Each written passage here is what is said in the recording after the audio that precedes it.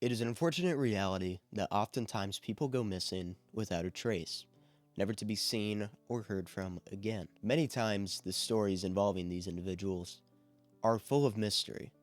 We don't know what happened, we don't have any understanding of why it happened. But sometimes there are cases that present themselves in which you can almost see the whole story. Just about every puzzle piece is laid out but one. And that one oftentimes leads the story that should almost be cut and dry to be a bigger mystery than any other. The story we are covering today is no different. We have almost every event that happened laid out for us. However, the story is still baffling nonetheless, and leaves us wondering why and how this happened. The story, of course, is that of the lost Pickering boys of Ontario. This case was actually recommended to me in the comments on one of my last videos by a user called John the Map Guy. So John, thank you very much. So I looked into the story, and it is very, very strange to say the least. Now, before we dive into the story too much, there are two things I want to address. One is a huge, tremendous thank you to all of you who have watched my videos. When I was recording my last video, I had 35 subscribers. At the time of recording this video, the channel just hit 10,000. That is absolutely insane. And I can't thank you guys enough for that. So thank you so much. You really have no idea what all it means to me.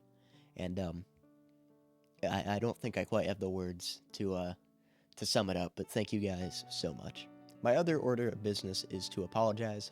My voice might sound a little weird during this video. Some of you might have noticed that already. The reason this video took me so long to make is because I have been sick and I have lost my voice for a while, and I'm just now starting to get it back, which is allowing me to record this. I think it's good enough to record, but in case it sounds a little funny, I apologize. It'll be back in tip-top shape pretty soon, but thank you guys for dealing with it. So without further ado, let's get into this baffling mystery of what happened to the Lost Boys of Pickering, Ontario. Our story begins March 17th, 1995.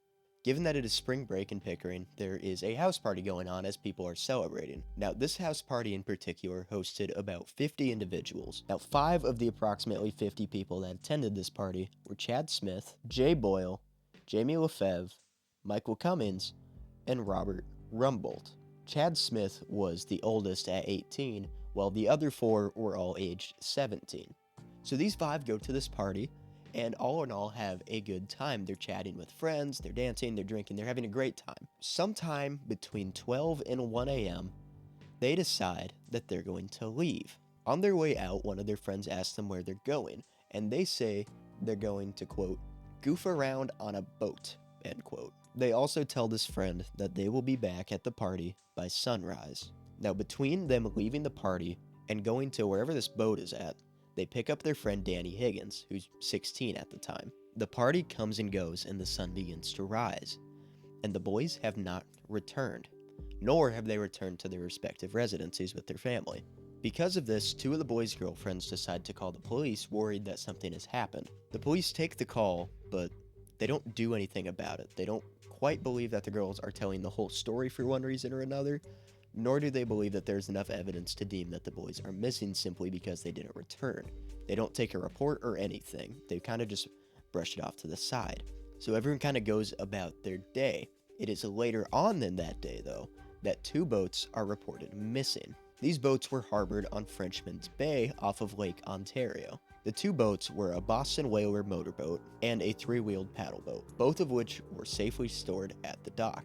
Looking into the disappearance of the 2 boats, there is footage found of 3 of the boys, those being Michael, Jamie, and Robbie, breaking into one of the boats docked at Frenchman Bays to steal alcohol. Now that clip of the boys stealing the alcohol is the last time that they were ever seen.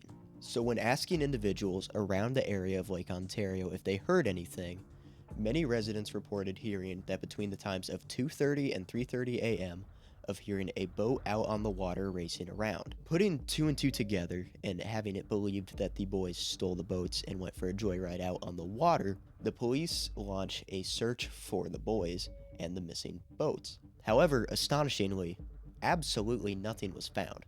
The search went on from the 19th to the 20th before being called off, and nothing was found. No articles of clothing, no personal belongings, certainly no bodies, and strangely enough, no boats.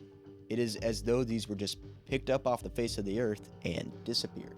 That is until about a week later when a fuel tank was found. Now, the owners of one of the missing boats claimed that this belonged to the boat that was missing, therefore connecting the two.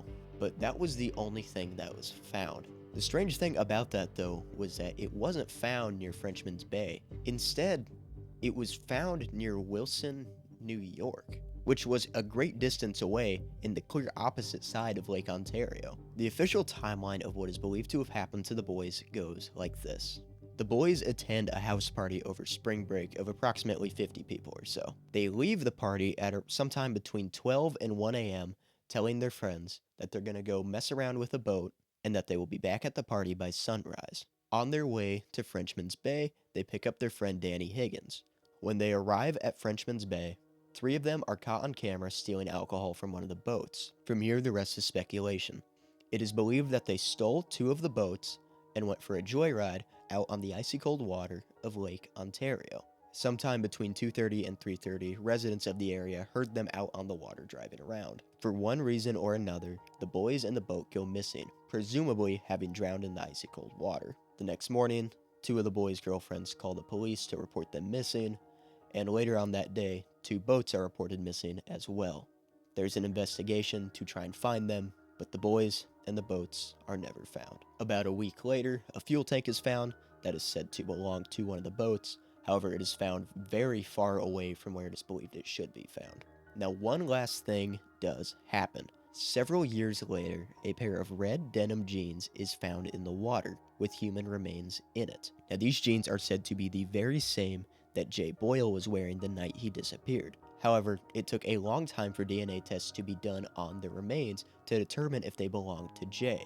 The strange thing is, in between the time that they were found and the time that this DNA test was supposed to be conducted, much to the pleading of the Boyle family, the story had changed on what the jeans were.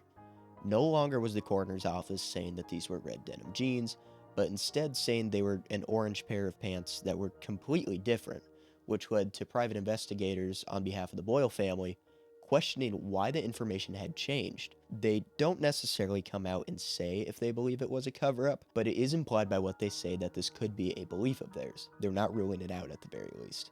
This whole case is very strange, and to make it even weirder is the ships that the boys were believed to have stolen.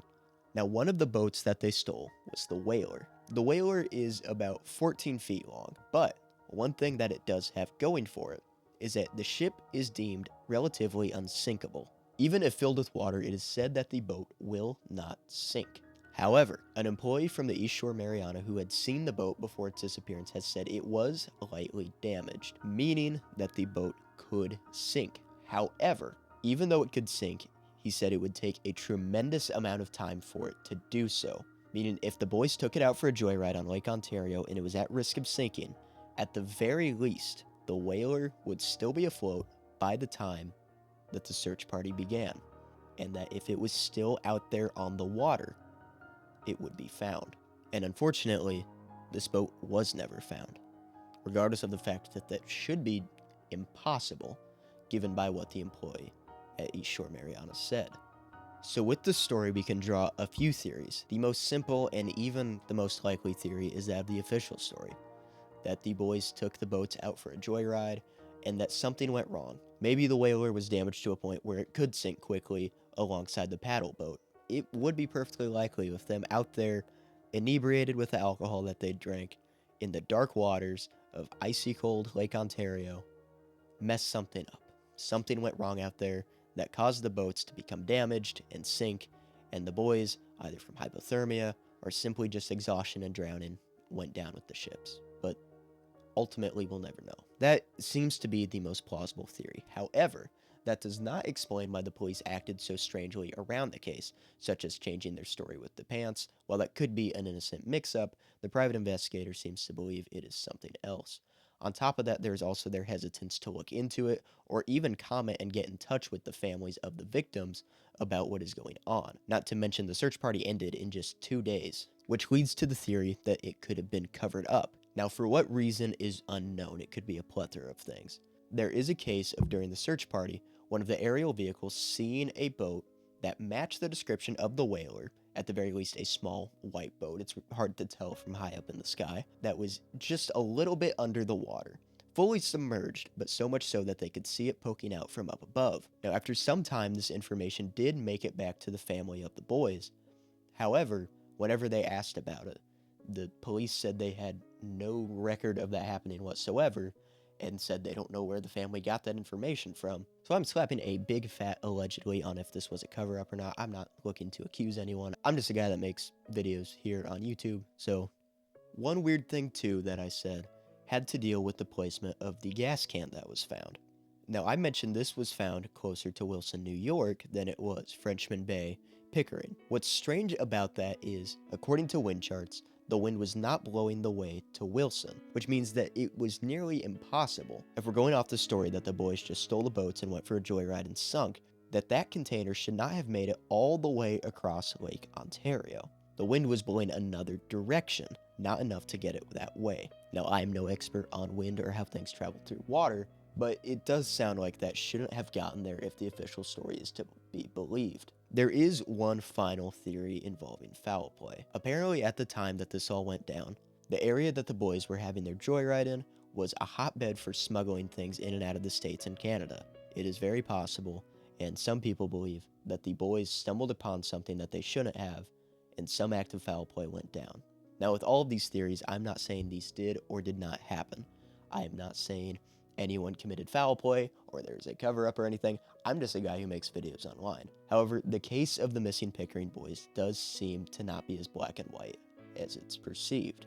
What really did happen to them that night? The story could be as simple as this. 6 drunk high school boys go out for a joyride on Lake Ontario with stolen boats and end up either crashing or sinking, be it because of the elements of the weather, or that it was dark, or that they were inexperienced or drunk, or just good old bad luck.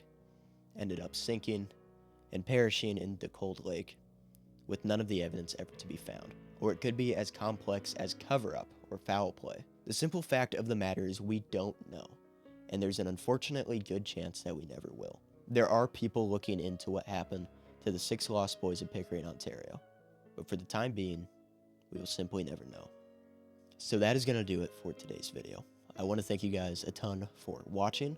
If you did enjoy this video, feel free to like, comment, subscribe, all the YouTube stuff that YouTubers like to have you do. And I just wanted to say another huge thank you guys again for 10,000 subscribers. That is unreal. And hopefully now that I am not sick, or I'm at the very least on the upswing of being sick, I'll be able to make more videos for you guys. I've got a few planned in terms of creepypastas and analog horror, and I'm really excited to get to make those for you guys. So thanks a ton for watching, and I hope everyone has a great day.